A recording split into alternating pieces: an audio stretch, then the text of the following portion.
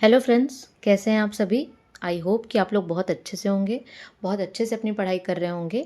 आज जो हम टॉपिक डिस्कस करने वाले हैं वो है खेल रत्न पुरस्कार 2024। ठीक है, जैसा कि आप सभी को पता होगा कि अभी हाल ही में हमारे देश में खेल रत्न पुरस्कारों की घोषणा की गई है। ठीक है, जिसको अभी जनवरी 2025 में प्रदान किया जाएगा। तो ये बहुत ही इंपॉर्टेंट टॉपिक है, बहुत ही ट्रेंडिंग टॉपिक है।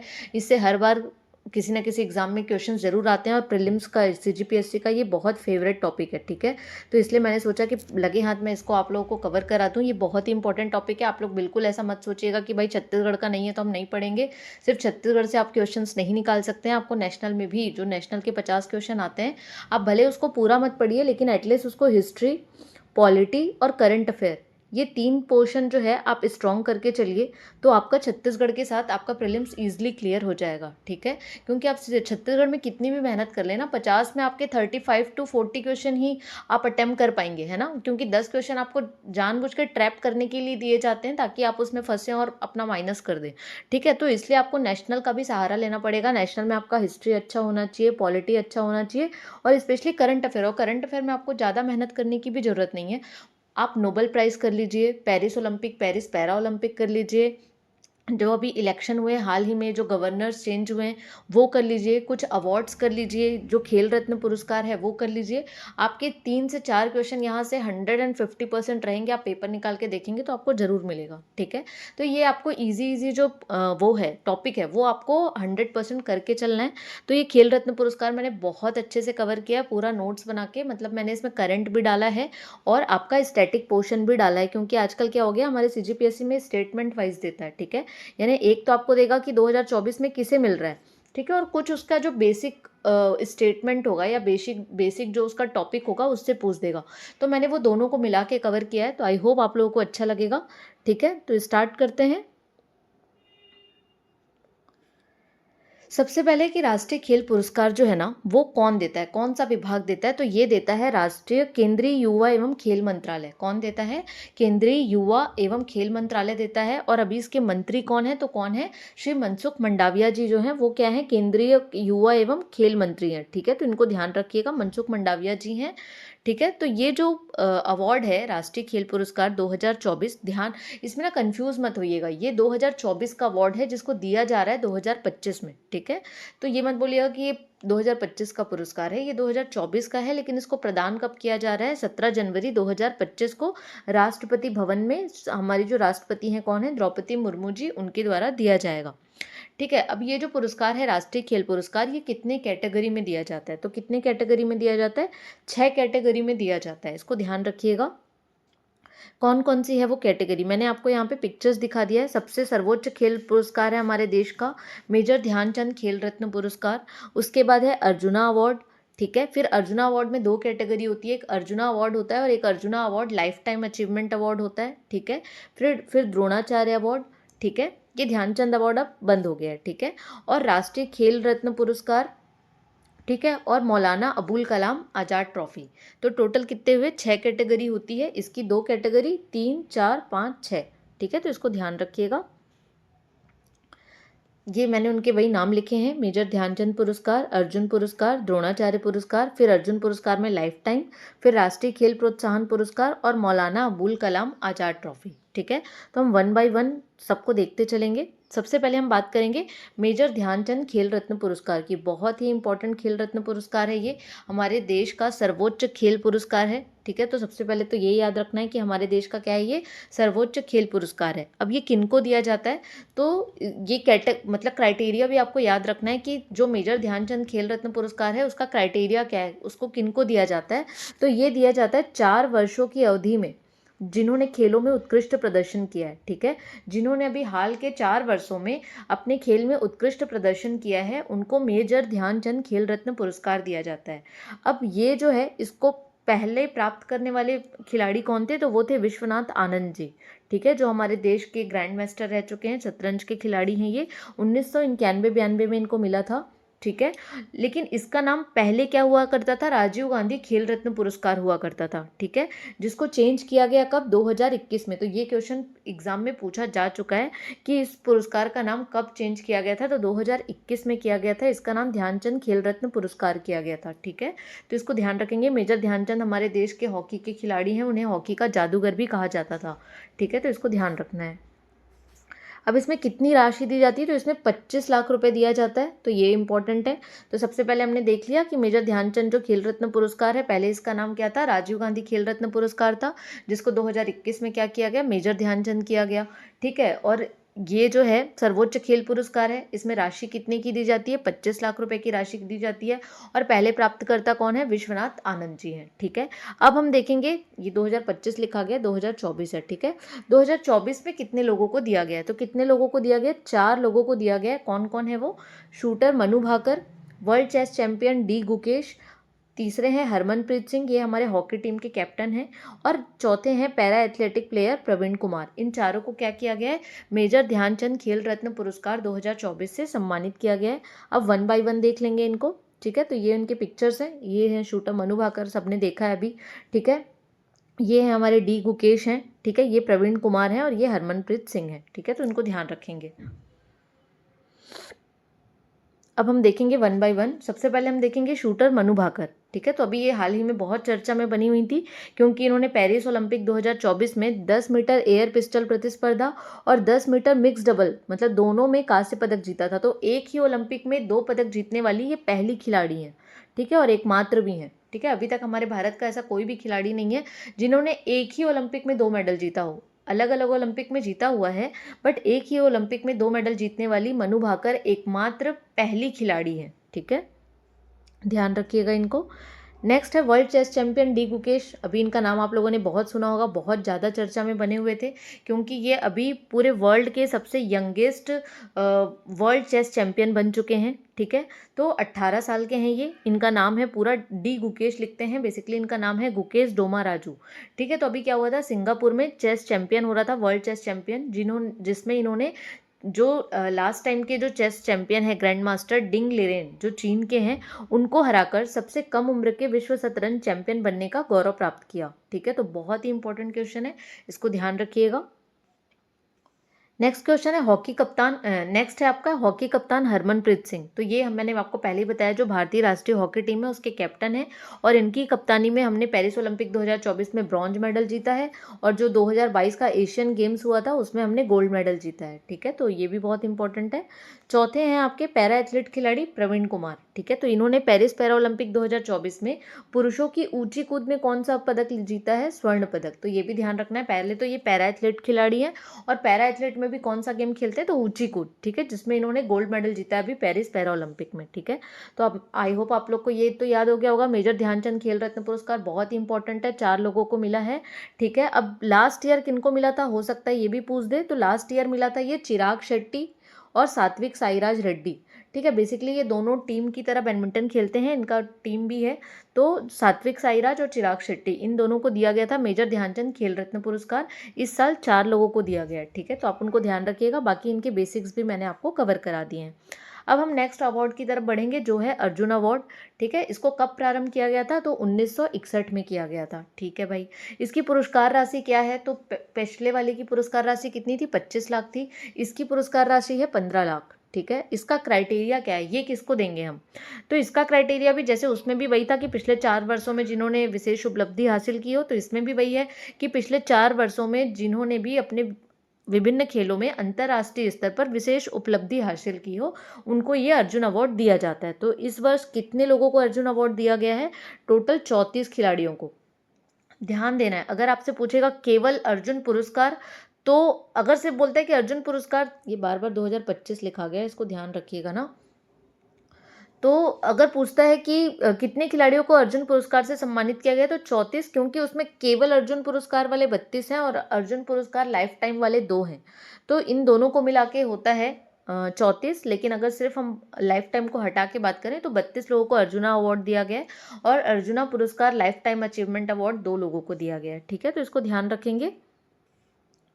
अब इनमें ना आपको पूरे 32 के नाम तो याद नहीं करने, लेकिन एक बार आप उनको ध्यान देंगे कि कौन कौन से गेम से रिलेटेड है। अगर आपसे पूछ देगा कि अर्जुना अवार्ड पाने वाले ये खिलाड़ी इन इन खेलों से संबंधित है, अगर उनका मैच ऑफ द कॉलम आ जाए, तो आपको पता होना चाहिए कि वो कौन कौन से खिलाड़ी हैं। और इसमें कुछ कुछ इंपॉर्टेंट है जिनको मैं आपको टिक लगवा देती हूँ। एक है ज्योति याराजी, ठीक है, ये क्या है, एथलेटिक खिलाड़ी हैं हमारी। अन्नू रानी, ये भी एथलेटिक हैं, भाला फेंक की खिलाड़ी हैं ये। नीतू घंगास, ये मुक्केबाजी गेम में है, मुक्केबाज हैं ये। स्वीटी बूरा, ये भी मुक्केबाज हैं। वंतिका अग्रवाल, ये भी शतरंज की खिलाड़ी हैं। ये बहुत इंपॉर्टेंट है, सलीमा टेटे, ठीक है, ये जो हमारी अभी भारतीय महिला हॉकी टीम है उनकी कैप्टन है अभी, तो इसलिए इनको बहुत अच्छे से याद रखिएगा। नेक्स्ट है अभिषेक नैन हॉकी में, Sanjay Rana hockey, Jarmanpreet Singh hockey, Sukhjeet Singh hockey, ठीक है, ये चारों हॉकी के प्लेयर हैं, ठीक है। फिर उसके बाद राकेश कुमार पैरा तीरंदाजी, प्रीति पाल पैरा एथलेटिक, अभी आपने देखा था पेरिस पैरा ओलंपिक में भी इन्होंने ब्रॉन्ज मेडल जीता था, ठीक है, 100 मीटर और 400 मीटर में, तो इसको भी ध्यान रखना है। नेक्स्ट है दीप्ति जीवन जी, ये भी पैरा एथलीट हैं। अजीत सिंह, ये भी पैरा एथलीट हैं। सचिन सारजे राव, ये भी पैरा एथलीट हैं। धर्मवीर, प्रणव शर्मा, एच होकाटो सेमा, सारे पैरा एथलीट हैं, ठीक है, तो इनको ध्यान रखना है। बस आपको एक एक बार गो थ्रू करना है, जो इंपॉर्टेंट है मैं आपको उनका नाम बता दे रही हूँ। सिमरन जी, ये भी पैरा एथलीट है। नवदीप, इनको आप याद रखिएगा, ये भी बहुत इंपॉर्टेंट है, ये भी पेरिस पैरा ओलंपिक में बहुत फेमस हुए थे, ठीक है। तो ये भाला फेंक के खिलाड़ी हैं और इन्होंने 2024 पैरा ओलंपिक में क्या जीता है, स्वर्ण पदक जीता है, तो ये बहुत ही इंपॉर्टेंट हो जाते हैं, ठीक है। फिर आता है नितेश कुमार, ये भी इंपॉर्टेंट है क्योंकि ये भी पैरा ओलंपिक पैरा खिलाड़ी हैं बैडमिंटन के, ठीक है। इन्होंने भी 2024 पैरा ओलंपिक में पुरुष एकल SL3 श्रेणी में क्या जीता है, स्वर्ण पदक जीता है, तो ये भी ज़्यादा इंपॉर्टेंट है।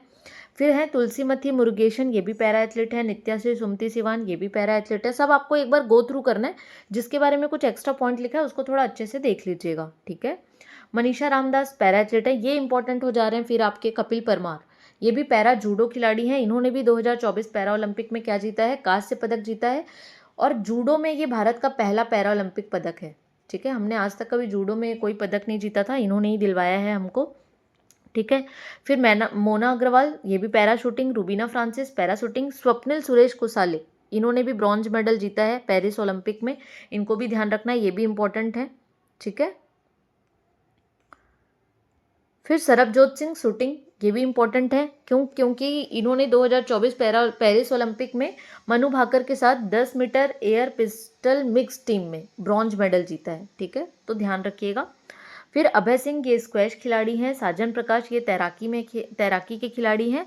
और अमन सहरावत, ये रेसलिंग के हैं, ठीक है। ये भी आपने देखा था कि पेरिस ओलंपिक 2024 जो अभी हुआ था उसमें इन्होंने ब्रॉन्ज मेडल जीता है, तो ये भी इंपॉर्टेंट है। तो जितने को मैंने स्टार मार्क लगाया वो आप थोड़ा देख लीजिएगा, ये इंपॉर्टेंट है, बाकी सबको आप एक गो थ्रू कर लेंगे तो भी आपको याद रहेगा।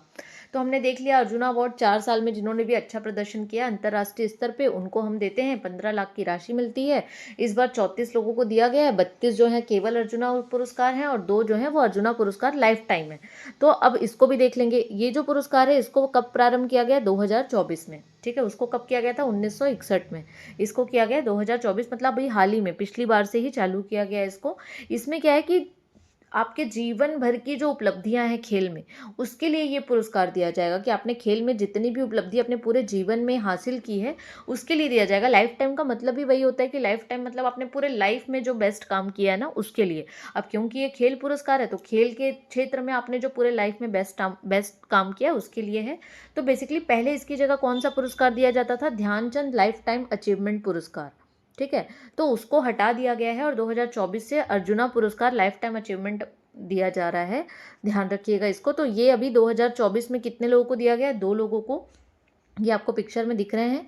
मुरलीकांत राजाराम पेटकर पैरा तैराकी में, इन्हीं के ऊपर चंदू चैंपियन भी बनी थी, ठीक है। और ये है सुच्चा सिंह, ये भी हमारे देश के एथलेटिक हैं, तो इनको मिली है। और मुरलीकांत राजाराम पेटकर, 2 लोगों को अर्जुना पुरस्कार लाइफ टाइम अचीवमेंट अवार्ड से सम्मानित किया गया है, ठीक है। तो हमने देख लिया मेजर ध्यानचंद खेल रत्न पुरस्कार, अर्जुना अवार्ड और arjuna award life time, 3 category हमने देख ली। चौथी कैटेगरी है द्रोणाचार्य पुरस्कार। अब द्रोणाचार्य कौन थे, ये थे गुरुदेव थे, गुरु थे हमारे, है ना, महाभारत में हमने इनके बारे में पढ़ा हुआ है। तो गुरु यानी कि जो कोच है, अर्जुन, पांडव और कौरवों को क्या सिखाते थे? ये धनुर्विद्या सिखाते थे। तो क्या करते थे? ट्रेनिंग देते थे। तो कोच को दिया जाएगा द्रोणाचार्य पुरस्कार। किसको दिया जाएगा? कोच को दिया जाएगा, यानी प्रशिक्षकों को दिया जाएगा। कौन से प्रशिक्षक को दिया जाएगा? जिन्होंने पिछले 4 साल की अवधि में एथलीटों को उत्कृष्ट प्रदर्शन करने में सहायता दी है। ठीक है, मतलब खिलाड़ियों को 4 साल की अवधि में उत्कृष्ट प्रदर्शन करने के लिए के लिए जो अपना सपोर्ट दिया है, जो उनको गाइडेंस दी है, उस आधार पर द्रोणाचार्य पुरस्कार दिया जाता है। इसकी भी राशि कितनी है? 15 लाख है। ठीक है, पहली बार ये कब दिया गया था? 1985 में दिया गया था। ठीक है, ये मैं आपको इसलिए करा रही हूँ ना, ताकि जब करंट के साथ अगर ये वाला पॉइंट भी पूछ दे तो आपका वो भी बनना चाहिए। ठीक है, तो द्रोणाचार्य पुरस्कार 2024 कितने लोगों को दिया गया है? 3 लोगों को दिया गया है। सुभाष राणा, जो पैरा निशानेबाजी में दिया गया है इनको। दीपाली देशपांडे, ये निशानेबाजी में दिया गया है। और संदीप सांगवान, इनको हॉकी में दिया गया है। इन सबको ना नियमित वर्ग में दिया गया है। मतलब द्रोणाचार्य में भी 2 होता है, द्रोणाचार्य लाइफ टाइम और द्रोणाचार्य नियमित वर्ग। तो ये सारे नियमित वर्ग में हैं, सुभाष राणा, दीपाली देशपांडे और संदीप सांगवान। ठीक है, आगे हम द्रोणाचार्य में भी लाइफ टाइम देखेंगे। ये वाला जो है ये लाइफ टाइम अवार्ड है। मतलब ये उन कोचेस को दिया जा रहा है जिन्होंने पिछले 20 साल में, अभी जो हम देखे थे द्रोणाचार्य अवार्ड, वो सिर्फ पिछले 4 सालों में था।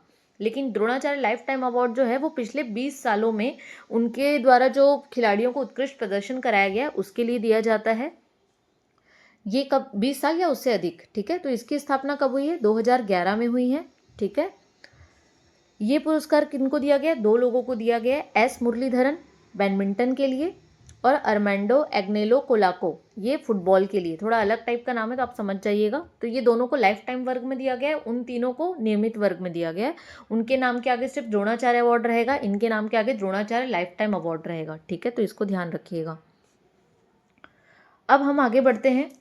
ये है मौलाना अबुल कलाम आज़ाद ट्रॉफी। बहुत ही इंपॉर्टेंट है ये भी, क्योंकि ये भारत का सबसे पुराना राष्ट्रीय खेल पुरस्कार है। क्या है? ये भारत का सबसे पुराना राष्ट्रीय खेल पुरस्कार है। ठीक है, इसकी स्थापना कब की गई थी? तो इसकी स्थापना 1956 से 57 में की गई थी।